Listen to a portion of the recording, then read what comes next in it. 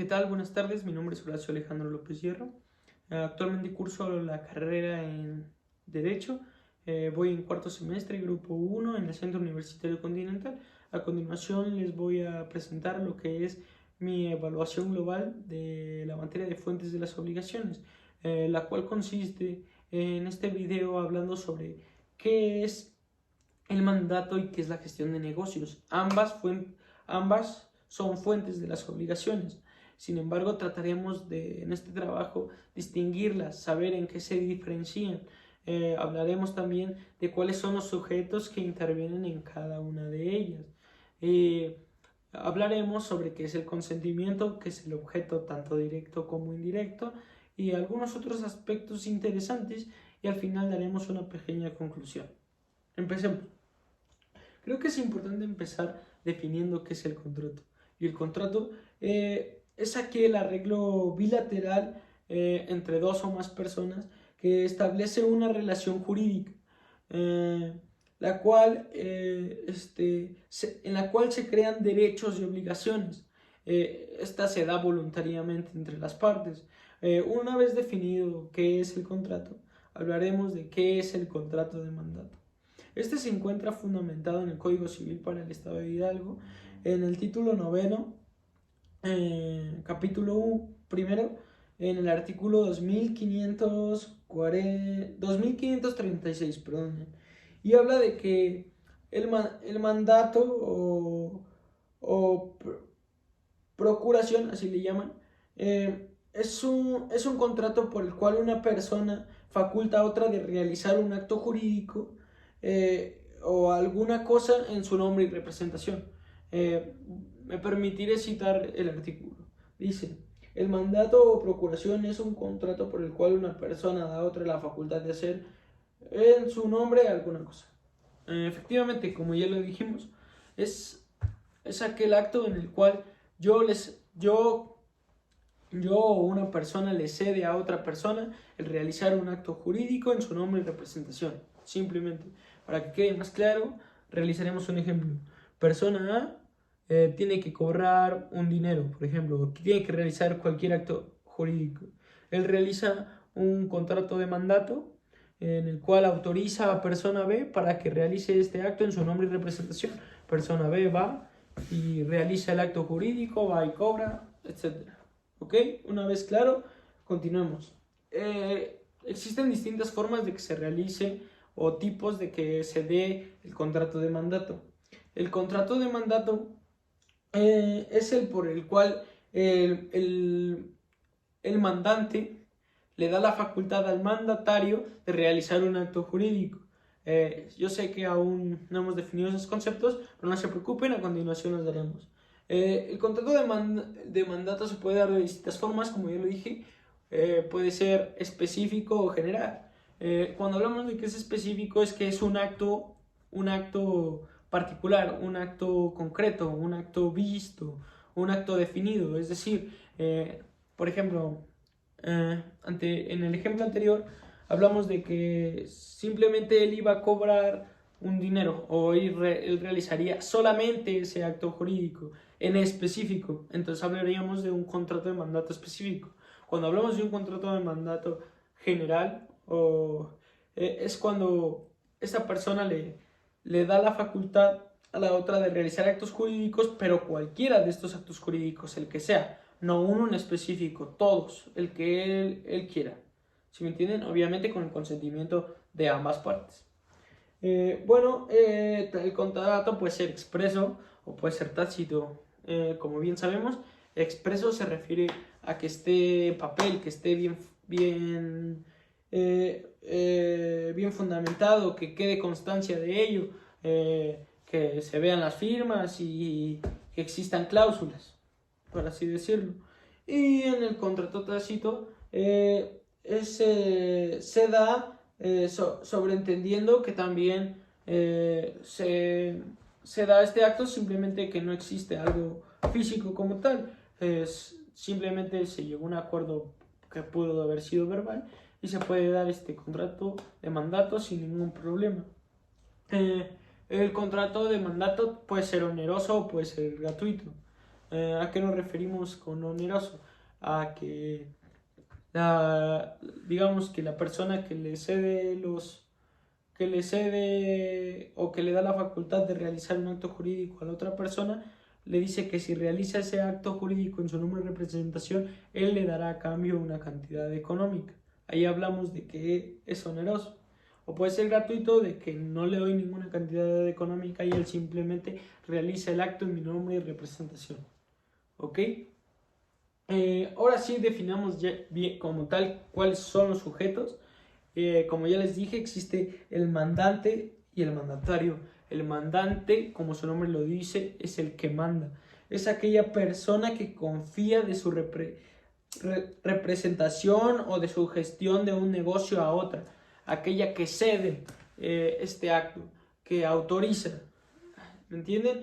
Y aquí el mandatario es aquella persona que mediante el contrato y mediante su voluntad, obviamente necesitamos su voluntad, acepta de la otra realizar este acto y simplemente lo realiza. Él es el mandatario. Una vez definidos estos dos conceptos, avancemos. Los elementos de un contrato.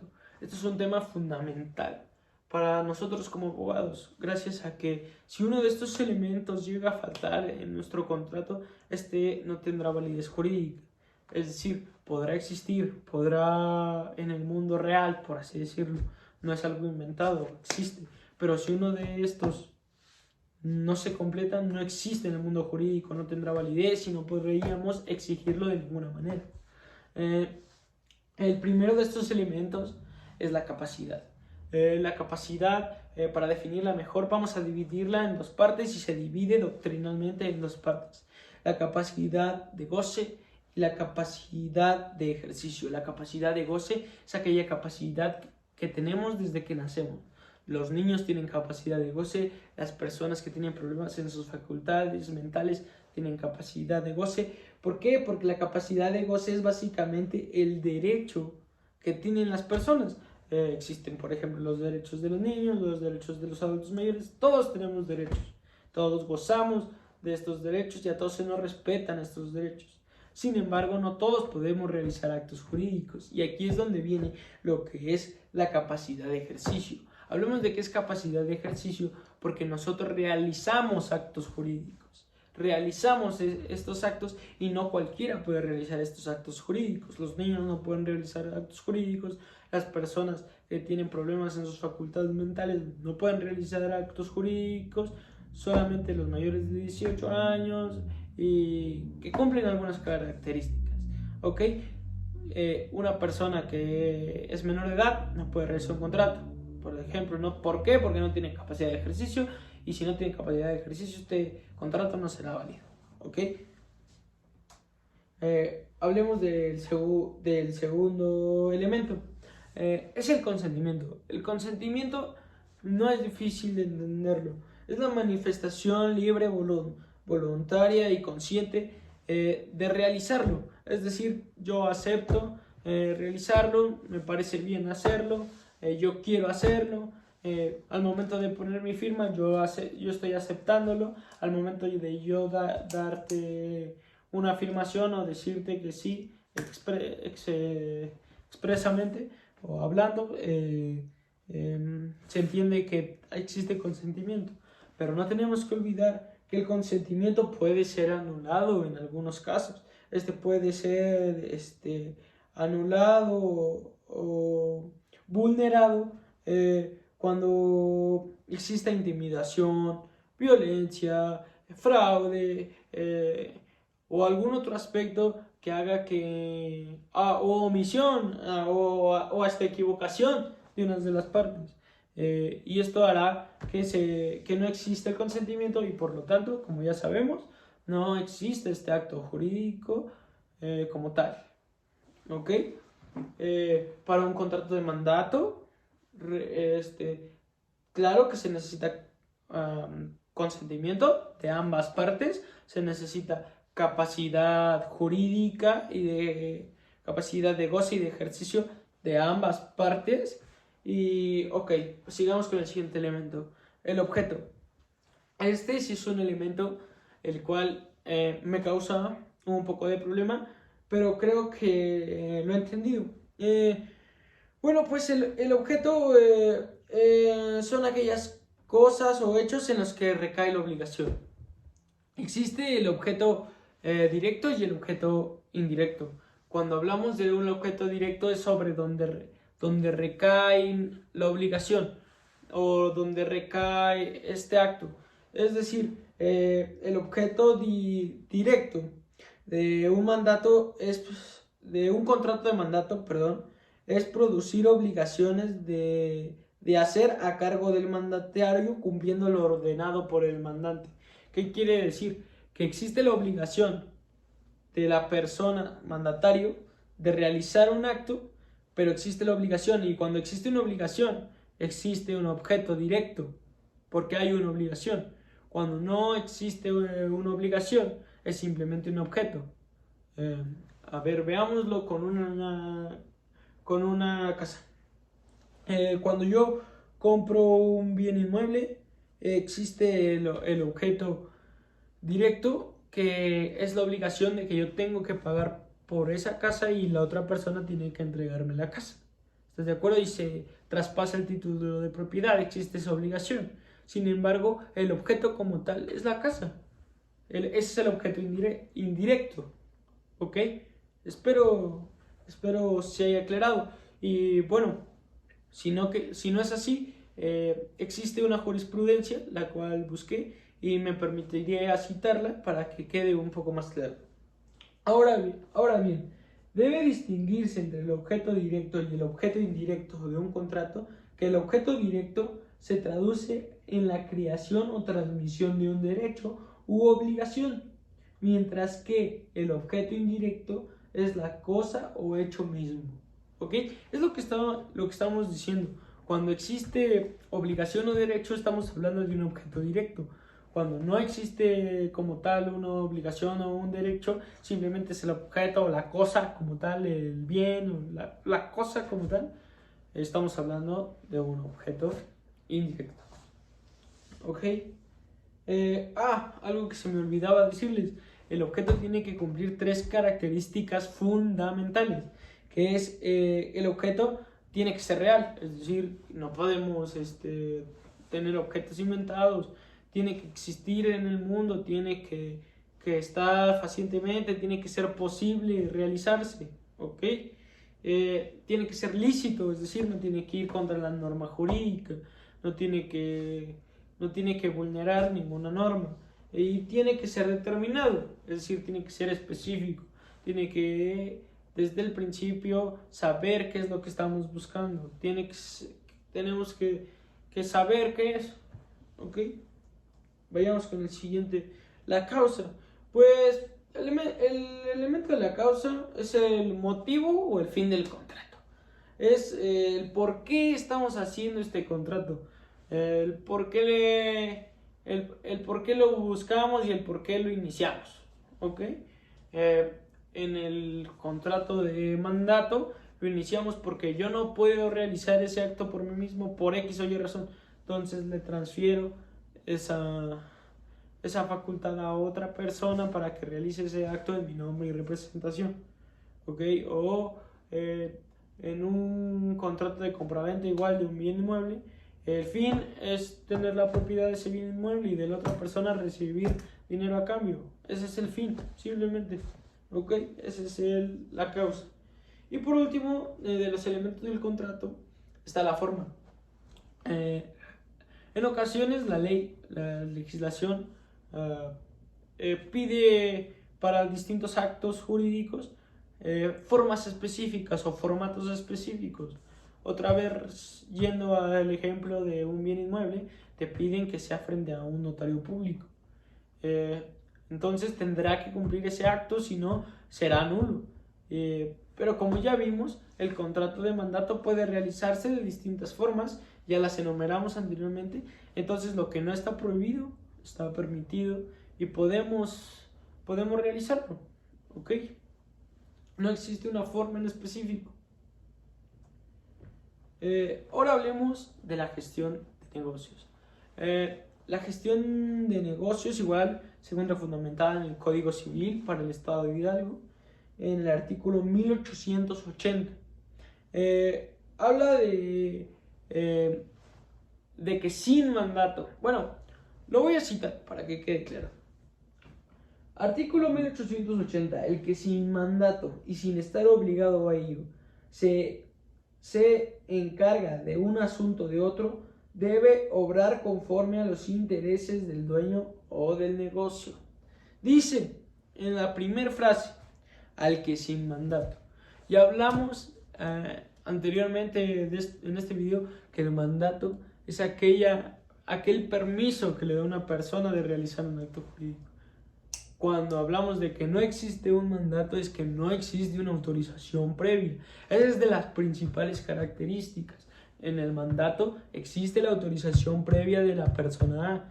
En la gestión de negocios no existe autorización alguna. Actúa por simple suposición.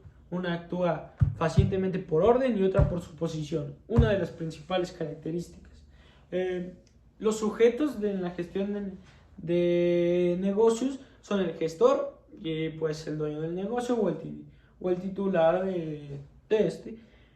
El que es gestor, por eso se llama gestión de negocios, es aquella persona que cree o actúa que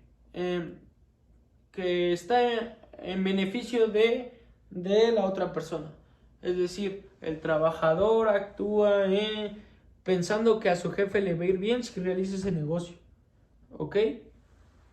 Pensando, pero sin embargo el jefe no dio la autorización, no dio el mandato. ¿Estamos de acuerdo? El artículo 1887 del Código Civil para el Estado de Hidalgo menciona que el dueño de un asunto que hubiere sido útilmente gestionado debe cumplir las obligaciones que el gestor haya contraído a nombre de él y pagar los gastos.